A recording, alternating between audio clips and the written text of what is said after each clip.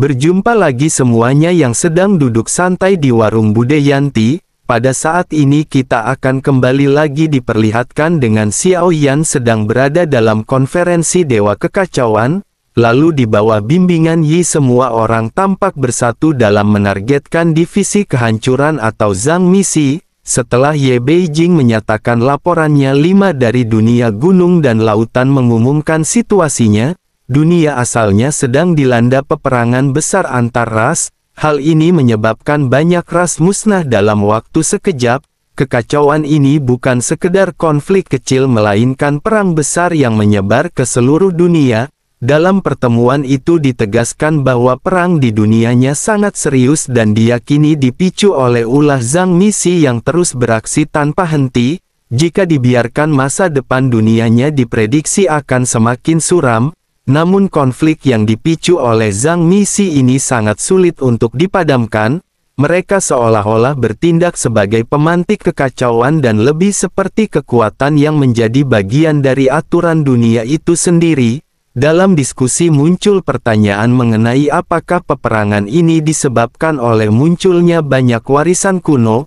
Wu atau 5 mengkonfirmasi hal tersebut seraya menambahkan bahwa beberapa warisan yang muncul bahkan bukan berasal dari dunianya.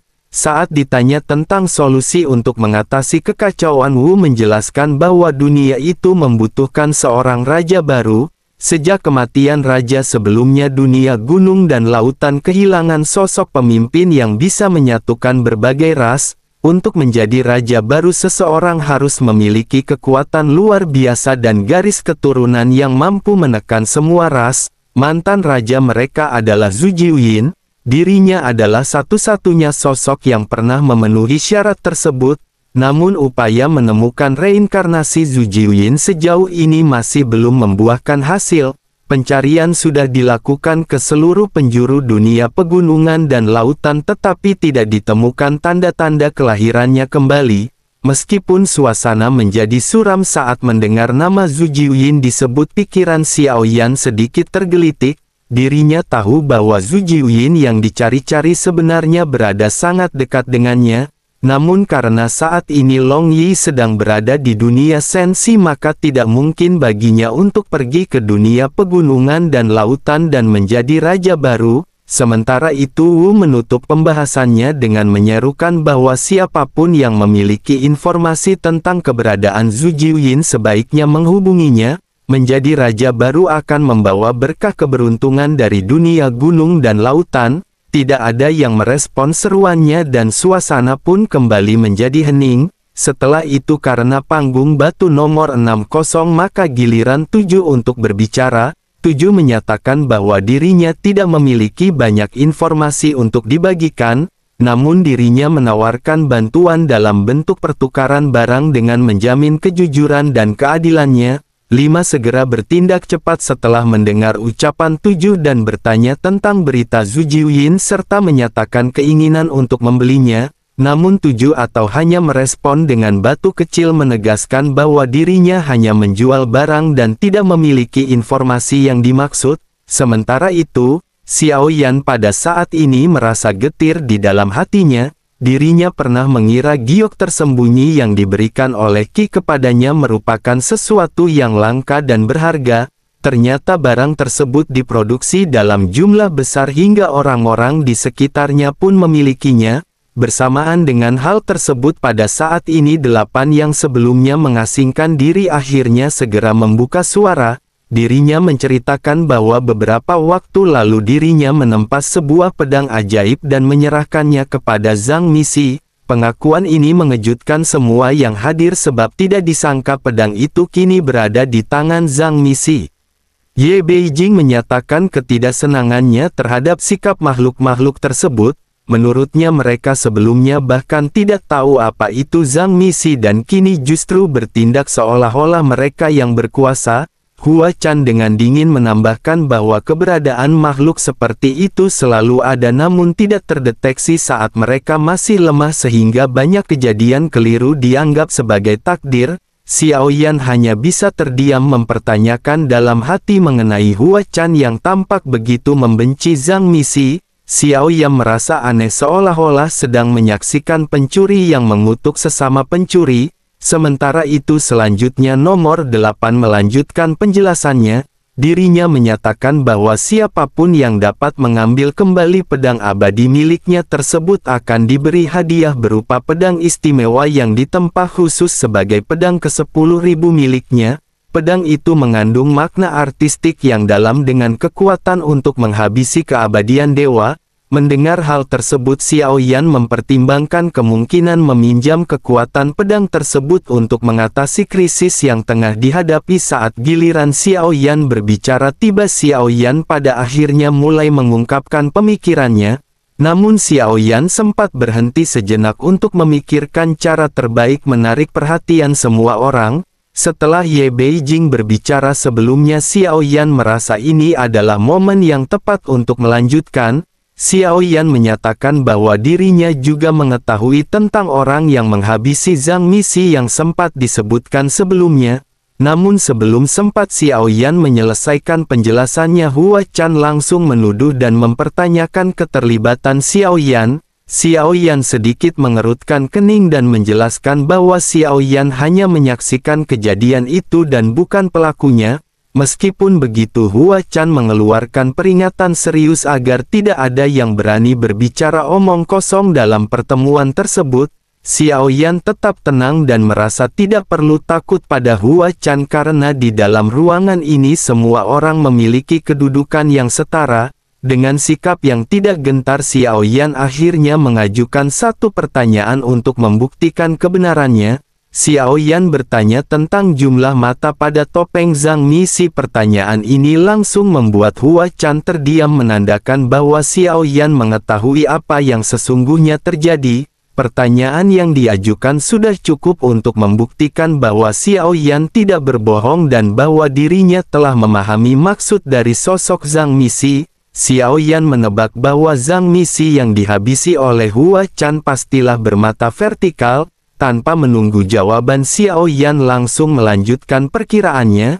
Reaksi diam dari Hua Chan menunjukkan bahwa tebakan Xiao Yan mungkin saja benar, namun Hua Chan akhirnya mengkoreksi bahwa dugaan itu salah. Menurut Hua Chan, topeng Zhang Misi yang dibunuhnya bahkan tidak memiliki mata sama sekali. Xiao Yan yang menerima pernyataan itu masih tampak terlihat tenang meskipun di dalam hatinya Xiao Yan yakin Hua Chan sedang berbohong. Bagi Xiao Yan, apakah Hua Chan mengakuinya atau tidak terlalu penting. Yang lebih penting adalah bahwa dugaan awalnya pada saat ini semakin menguat. Hua Chan berusaha menutupi fakta bahwa dirinya telah menjadi sosok Zhang Misi. Dirinya tidak mengetahui siapa sebenarnya Xiao Yan, tetapi setelah pertemuan ini, dirinya pasti akan menyelidikinya. Xiao Yan juga tidak merasa takut akan hal ini. Jika tebakannya benar, maka Hua Chan memiliki tujuan yang sama, yakni menyusup ke dalam Zhang Misi. Namun ada kemungkinan lain yang jauh lebih berbahaya di mana Hua Chan berbohong sejak awal, tidak pernah membunuh Zhang Misi dan semua cerita tentang dirinya hanyalah rekayasa. Bahkan mungkin sejak awal Hua Chan memang sosok di balik Zhang Misi dengan memiliki pupil mata vertikal. Pada intinya Hua Chan jelas bukan sosok yang sederhana, bahkan hampir semua orang di tempat ini juga menyembunyikan sesuatu. Xiao Yan memilih untuk menyimpan dugaan-dugaannya di dalam hati. Dengan atau tanpa pengakuan Hua Chan, percakapan mereka sudah cukup untuk disampaikan kepada peserta lain dalam pertemuan yang kemudian akan menilai dan memikirkannya sendiri. Terlepas dari segalanya, Hua Chan juga pernah membantu Xiao Yan. Xiao Yan menyadari bahwa tidak bijak membuat kegaduhan pada saat ini. Beberapa kebenaran memang terkadang harus diungkapkan secara perlahan. Dalam suasana yang menegang, Hua Chan berbicara perlahan, mengatakan bahwa perlu waktu untuk benar-benar memahami situasi di Zhang Misi. Sementara itu Xiao Yan diam-diam merenung dan berpikir bahwa jika Hua Chan bukan Zhang Misi, maka siapakah sosok yang menduduki posisinya saat ini? Namun setelah mengikuti rapat di pertemuan Zhang Misi, Xiao Yan menyadari bahwa hal itu sudah lagi tidak relevan. Yang lebih penting saat ini adalah Zhang Misi telah memicu peperangan di berbagai dunia. Tugas mereka adalah menenangkan kekacauan dan mencari akar masalah untuk mengatasinya. Setelah satu putaran pembicaraan, seluruh ruang pada saat ini kembali menjadi hening, tidak seorang pun berbicara. Dalam keheningan itu suara Yi terdengar perlahan mengajak semua pihak untuk bersatu menghadapi musuh bersama. Dirinya mengingatkan bahwa dunia-dunia lain menginginkan posisi 9 alam sehingga persatuan menjadi keharusan. Apa yang dipikirkan oleh Xiao Yan ternyata memang benar karena Zhang Misi adalah dalang dari konflik ini. Konferensi kekacauan dibentuk untuk mengumpulkan para ahli dari berbagai dunia agar dapat saling melindungi. Namun pernyataan Yi tentang musuh bersama pada saat ini mengundang perhatian. Siapakah sesungguhnya musuh bersama itu? Dalam pembahasannya dijelaskan bahwa Zhang Misi adalah ancaman nyata. Mereka adalah kekuatan kuat yang berusaha menggulingkan 9 alam, menghancurkan tatanan lama dan menciptakan dunia baru. Konflik yang merebak di berbagai dunia sejatinya semuanya berakar dari ulah Zhang Misi yang kekuatannya berasal dari berbagai dunia pula. Begitu memikirkan hal ini Xiao Yan merasa kulit kepalanya berdenyut-denyut. Xiao Yan perlahan memahami bahwa tindakan Zhang Misi bukan sekadar kekacauan tanpa arah melainkan sebuah strategi untuk menang tanpa perlu bertempur. Xiao Yan menyadari mengenai kecerdikan dari para anggota Zhang Misi. Permainan ini bukan sekedar pertarungan kekuatan melainkan sebuah konfrontasi strategi tingkat tinggi. Keadaan relatif stabil di alam Dewa 9 Surga adalah berkat keberadaan tokoh kuat seperti Hua Chan. Alam misterius surga juga diperkirakan memiliki kekuatan luar biasa untuk menjaga keseimbangan. Sementara itu dunia iblis keabadian kuno serta dunia pegunungan dan lautan mengalami kekacauan besar. Dunia Taiksu juga seolah berada di bawah kendali tersembunyi seseorang. Xiao Yan mulai bertanya-tanya seberapa kuat sosok-sosok yang mampu mengobarkan konflik sebesar itu di antara 9 alam. Rasa ingin tahu Xiao Yan terhadap Zhang Misi pada saat ini menjadi semakin besar. Sebelumnya Xiao Yan tidak memiliki kesempatan mendalaminya, tetapi dengan mengenakan topeng Jiu Gen atau topeng bernomor 9 Xiao Yan bisa menyusup ke dalam pertemuan Zhang Misi tanpa terlalu mempedulikan tujuannya. Selama identitasnya tidak terbongkar, Xiao Yan bisa mengumpulkan banyak informasi penting. Meskipun kekuatan tempurnya sendiri masih jauh dari cukup, setidaknya kini dirinya bukan lagi makhluk kecil yang bisa diinjak tanpa perlawanan. Dengan perkembangan kekuatannya yang pesat, tidak lama lagi Xiao Yan akan mampu berbicara setara dengan yang lain. Xiao Yan tidak perlu lagi sembunyi-sembunyi seperti saat ini. Di tengah pertemuan, meskipun tidak diungkapkan secara gamblang, semua orang memahami harapan yang tersirat. Mereka berharap agar setiap dunia saling membantu demi mempertahankan kestabilan 9 alam. Jika satu dunia runtuh, dunia-dunia lain pasti akan terseret ke dalam kehancuran yang sama. Seiring berjalannya waktu, identitas para peserta pertemuan mulai terungkap satu demi satu. Semua pihak memiliki kelebihan dan kekurangannya masing-masing, namun tanpa kerjasama akibat yang lebih buruk bisa terjadi. Hal itulah yang telah dialami dunia yang luas yang runtuh dan segera digantikan oleh dunia sensi di dalam pertemuan ini. Di tengah keheningan yang melanda, pada akhirnya Hua Chan pada saat ini mulai berbicara.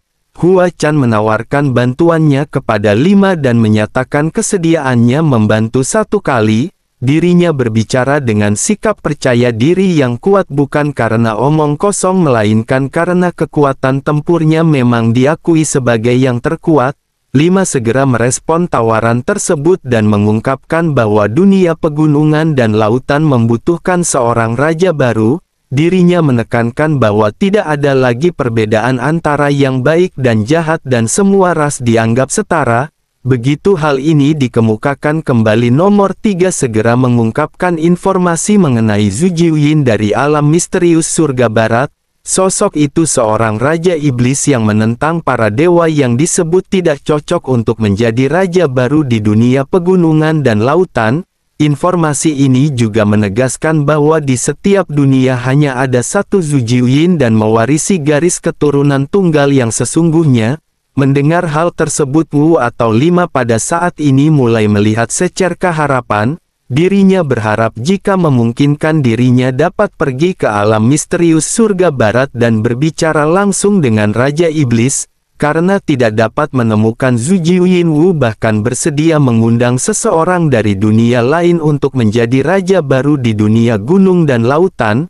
Keputusasaan mendorong Wu untuk mencoba segala cara yang mungkin. Tidak ada pilihan lain baginya sebab garis keturunan lain tampaknya tidak bisa menggantikan Zhu Jiuyin. Xiao Yan pun berpikir bahwa jika Xiao Yan membiarkan Long Yi pergi ke sana tampaknya menjadi pilihan yang sangat baik. Menjadi raja baru dunia gunung dan lautan berarti mendapatkan berkah dan kekuatan dari dunia itu yang akan membuat kekuatan Long Yi berkembang ke tingkat yang luar biasa. Ditambah lagi dengan garis keturunan Zhu Jiuyin, masa depan Long Yi akan tidak terbatas. Baik Long Yi maupun Xiao Yan adalah reinkarnasi dari sosok kuat dan bahkan memiliki sifat yang serupa. Namun mengemban posisi raja dunia bukanlah sebuah tugas yang mudah. Kekuatan Long Yi baru saja mencapai tingkat pertama keabadian dewa dan Xiao Yan mempertanyakan kemampuannya untuk memikul tanggung jawab seperti itu. Menjadi raja membawa banyak keuntungan namun resikonya juga besar. Begitu memikirkan hal ini, Xiao Yan pada akhirnya tidak lagi bisa membuat keputusan ini untuk Long Yi. Xiao Yan harus mendiskusikan hal ini dengan Long Yi, tetapi pada saat ini tidak ada salahnya jika Xiao Yan membicarakan hal ini kepada mereka. Xiao Yan pada akhirnya segera menyebut bahwa Xiao Yan mengenal seorang bernama Long Yi yang memiliki garis keturunan Zhu Jiuyin meskipun kekuatannya belum cukup matang. Sepertinya hal ini akan bisa menjadi sebuah tanggung jawab sekaligus peluang besar bagi mereka. Mendengar hal tersebut Wu pada saat ini tampak sangat bersemangat. Selama seseorang memiliki garis keturunan Zhu Jiuyin dan tidak terlalu lemah, dunia gunung dan lautan pasti akan membantu menjadikannya raja baru. Namun Xiao Yan masih perlu bertanya lebih jauh kepada Wu. Xiao Yan ingin mengetahui kemana perginya warisan Zhu Jiuyin di dunia gunung dan lautan sebelum Zhu Jiuyin meninggal. Dirinya khawatir jika ancamannya terlalu besar. Xiao Yan tidak ingin membiarkan Long Yi terlibat. Wu segera menjelaskan bahwa mereka telah lama menyekeliki di Qian Zhu Jiuyin namun warisan itu tampaknya telah menghilang. Dugaan kuat muncul bahwa Zhang Misi mungkin terlibat menyembunyikan atau memblokir warisan tersebut sehingga tidak ada penerus Zhu Jiuyin yang baru.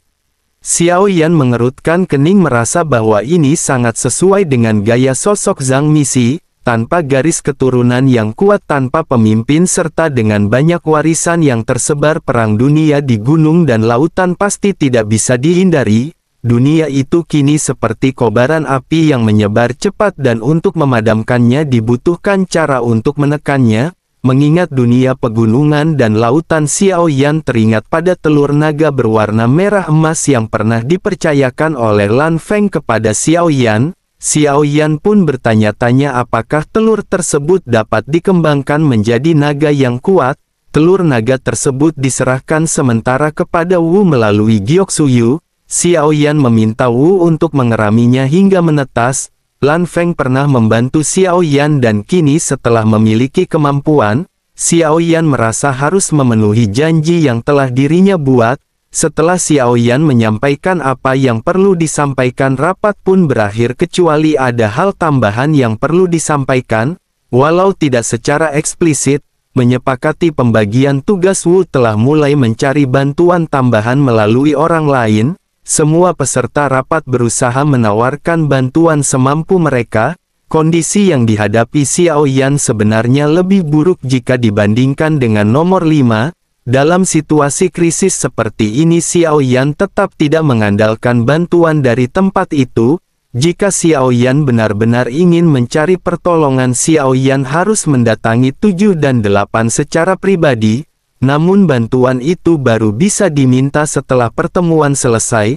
Akhirnya dengan suara Yi yang bergema, rapat pun resmi berakhir tanpa banyak diskusi. Sejak dimulainya konferensi, kekacauan suasana di sana menjadi jauh lebih serius. Setiap dunia menghadapi situasi berbeda dan semua pihak sibuk mencari solusi atas masalah masing-masing. Setelah peserta lain meninggalkan tempat, Xiao Yan tetap tinggal bermaksud berbicara secara pribadi dengan Wu. Pada saat yang sama Ye Beijing di dunia nyata membuka matanya dan dirinya memperhatikan Xiao Yan yang masih memejamkan mata. Dirinya lanjut menyipitkan matanya dan tampak tidak senang. Dirinya merasa yakin bahwa Xiao Yan memiliki hubungan dekat dengan Yi dan di dalam hatinya dirinya mengeluh karena merasa diabaikan di tengah rapat. Sementara itu kembali ke nomor 5 yang sebelumnya telah meninggalkan tempat rapat pada akhirnya segera kembali muncul. Xiao Yan langsung menyampaikan maksudnya tanpa banyak basa-basi ketika bertanya tentang klan di Long Emas Merah. Wu sempat terdiam menyadari bahwa klan tersebut bukanlah hal yang sederhana.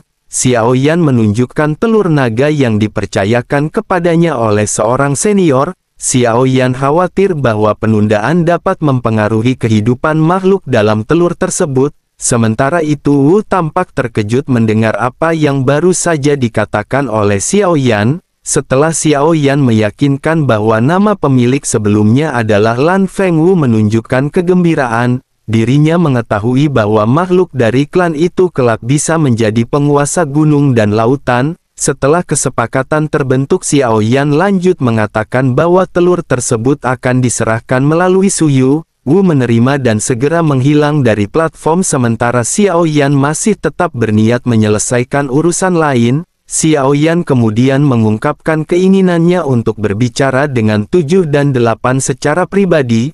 Meski ada resiko mengganggu Yi, kondisi mendesak membuat Xiao Yan harus bertindak. Tidak lama kemudian 7 dan 8 muncul kembali di atas platform. Xiao Yan mengungkapkan rasa terima kasihnya dan kembali memohon bantuan ketika menyatakan bahwa Xiao Yan ingin membalas segala kebaikan yang diterimanya. Menghadapi krisis yang ada, Xiao Yan menyadari bahwa Xiao Yan harus memanfaatkan semua peluang meski artinya memperlihatkan kekuatannya. Sebagai seorang pebisnis dan ahli penempaan tugas itu tidak terlalu sulit bagi mereka. Xiao Yan kemudian bertanya apakah mereka memiliki harta karun yang mampu menghabisi atau menyegel keabadian dewa tingkat ke-6 dalam satu serangan. Xiao Yan menanyakan hal ini dengan tujuan untuk bersiap menghadapi ancaman yang belum diketahui oleh Xiao Yan. Menghabisi seorang kultivator alam surgawi tingkat ke-6 hanya dengan satu serangan merupakan sesuatu yang mengejutkan. Qi adalah orang yang pertama yang menunjukkan keterkejutannya. Meskipun nada bicaranya tampak tenang, tetapi Xiao Yan menyadari bahwa dirinya pada saat ini benar-benar heran. Sementara itu Xiao Yan pada saat ini lanjut berpikir bahwa meskipun tidak dapat memastikan identitas musuh, Xiao Yan tetap mampu membuat penilaian kasar. Xiao Yan merasa kecil kemungkinan bahwa lawannya adalah seorang Raja Roh karena Raja Roh hanya benar-benar berbahaya jika mereka menyerang secara berkelompok. Jika musuh memiliki metode lain untuk mengancam dirinya di tengah situasi berbahaya, maka metode itu pasti tidaklah sederhana. Setiap kemampuan tambahan yang bisa diperoleh Xiao Yan akan menjadi keuntungan besar. Bersamaan dengan hal tersebut, Qi pada akhirnya segera berbicara kepada Xiao Yan. Ada kemungkinan bahwa sebuah benda mampu membunuh seorang kultivator alam surgawi tingkat ke-6 dalam satu serangan. Tetapi meskipun begitu benda itu masih memiliki banyak kekurangan. Xiao Yan cukup terkejut mengetahui keberadaan benda tersebut. Xiao Yan mendengarkan apa yang pada saat ini dijelaskan kepada Xiao Yan. Harta karun yang dimaksud adalah kunci jiwa untuk kehidupan yang merupakan sebuah benda yang mengharuskan penggunanya mengorbankan seluruh kehidupannya demi satu serangan penuh kekuatan. Jika kekuatan penggunanya berada di sekitar langkah kelima, ada peluang untuk mengalahkan musuh dalam satu serangan. Xiao Yan menyadari walaupun Xiao Yan bisa menghabisi musuh, dirinya sendiri juga akan kehilangan nyawanya. Xiao Yan lanjut mempertanyakan apakah ada harta karun lain yang tidak mengorbankan jiwa penggunanya. Qi menyebut sebuah benda lain yakni dadu bencana. Ini adalah sebuah harta tingkat tinggi yang mampu membawa malapetaka atau berkah tergantung dari hasil lemparan. Jika hasil lemparan dadu lebih tinggi maka keberuntungan dan kekuatan akan meningkat. Hal ini akan memungkinkan seseorang untuk bertarung melawan lawan yang jauh lebih kuat. Xiao Yan kembali mengerutkan kening ketika Xiao Yan mendengar metode ini. Xiao Yan merasa bahwa metode tersebut terlalu bergantung pada keberuntungan. Xiao Yan tidak suka mempertaruhkan nyawanya pada sesuatu yang tidak pasti seperti lemparan dadu. Xiao Yan lebih memilih mengandalkan kekuatan nyata dalam pertempuran. Xiao Yan memiliki klon dewa asli, sebuah garis keturunan puncak di antara para dewa asli, namun teknik bela dirinya masih belum cukup sempurna. Sementara itu Qi pada saat ini mengungkapkan informasi tentang sebuah seni bela diri kuno yang pernah dikumpulkannya dari klan dewa asli. Ini adalah tubuh tiran surgawi 10.000 bintang. Teknik ini memungkinkan penggunanya mengubah rasa sakit yang dialami menjadi kekuatan penghancur dan konon berasal dari leluhur klan tersebut. Xiao Yan tercengang dan merasa bahwa seni bela diri ini sangat cocok untuk pertempuran-pertempuran berat. Namun Qi memperingatkan bahwa teknik ini memiliki konsekuensi. Rasa sakit yang diterima akan meningkat 10 kali lipat setelahnya. Xiao Yan sedikit merenung dan berpikir bahwa meskipun demikian resiko ini masih dapat ditanggung oleh Xiao Yan dan Xiao Yan segera menerimanya. Bagi Xiao Yan lebih baik menahan rasa sakit berlipat daripada kehilangan nyawa. Qi pun akhirnya mengangguk setuju dan menyerahkan seni bela diri tersebut kepada Xiao Yan. Setelah itu Qi berpamitan dan menghilang dari platform batu tempat mereka bertemu. Sebelum Qi pergi, Qi juga menyebutkan bahwa dirinya memiliki sebuah tombak rusak dari klan dewa asli namun belum berhasil diperbaiki. Sebelum Xiao Yan berbicara, sosoknya pada saat ini seketika menghilang. Setelah urusan mereka selesai, mereka pada saat ini menghilang dari hadapan Xiao Yan. Selanjutnya suara Yi pada saat ini langsung terdengar di telinga Xiao Yan. Dirinya berkata bahwa Xiao Yan harus yakin dan membiarkan segalanya terjadi tanpa rasa takut. Begitu kata-kata ini bergema, Xiao Yan secara otomatis terlepas dari ruang pertemuan kekacauan. Xiao Yan menarik nafas dalam-dalam dan perlahan membuka matanya. Bagi Xiao Yan, kalimat Yi ini bagaikan sebilah pedang yang menusuk musuh, mengandung kebenaran dan takdir. Ini juga menjadi pertolongan besar bagi Xiao Yan. Xiao Yan merenungkan kata-kata itu dan membiarkannya bergema di dalam hatinya. Dengan tekad yang baru, Xiao Yan menempelkan kedua telapak tangannya dan memulai mempercepat gerakan keduanya. Warna kemerahan perlahan menyelimuti kedua telapak tangan Xiao Yan hingga percikan api muncul di antara sela-sela jarinya. Dengan hati-hati Xiao Yan membuka tangannya memperlihatkan kobaran api mungil yang melayang di atas telapak tangannya. Itu adalah awal dari api yang menjadi milik Xiao Yan. Segera kobaran api di sekelilingnya melonjak ke arahnya, berhenti beberapa kaki dari Xiao Yan. Api-api ini tampak seolah-olah menyembah api yang baru saja terlahir dari tangan Xiao Yan. Pada momen ini Xiao Yan juga berhasil menerobos ke tingkat ketiga keabadian dewa, mencapai alam sumber kedua. Namun kekuatan Xiao Yan masih belum berhenti berkembang. Di hadapannya 3 jantung guntur juga muncul. Guntur ekstrim yang pada awalnya hanya ingin bersama dengan Xiao selama 1000 tahun tampaknya pada saat ini memilih untuk tetap tinggal. Ini merupakan sebuah pengakuan terhadap kekuatan dan potensi Xiao Yan yang bahkan melebihi tuannya sebelumnya. Memiliki 3 jantung guntur dan 3 jantung api sekaligus adalah sesuatu yang luar biasa.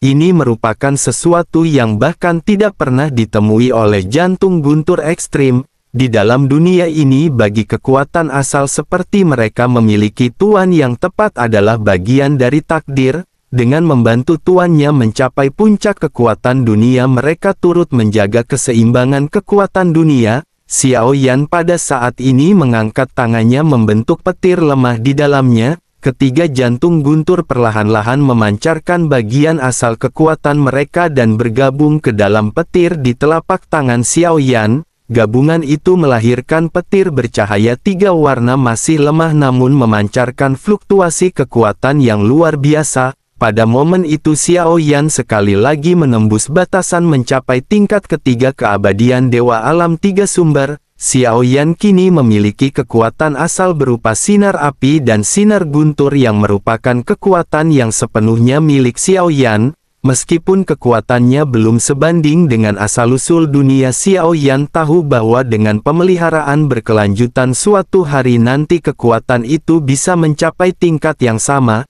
Tanpa mengucapkan sepatah kata pun Xiao Yan pada akhirnya kembali menutup matanya. Xiao Yan merasakan setiap terobosan yang Xiao Yan capai justru memperkuat rasa krisis di dalam hatinya. Kemudian perasaan seolah-olah sedang bersiap menghadapi musuh kuat membuat Xiao Yan hampir kehilangan kendali, namun juga memperkuat tekadnya untuk terus maju menjemput janda bohai.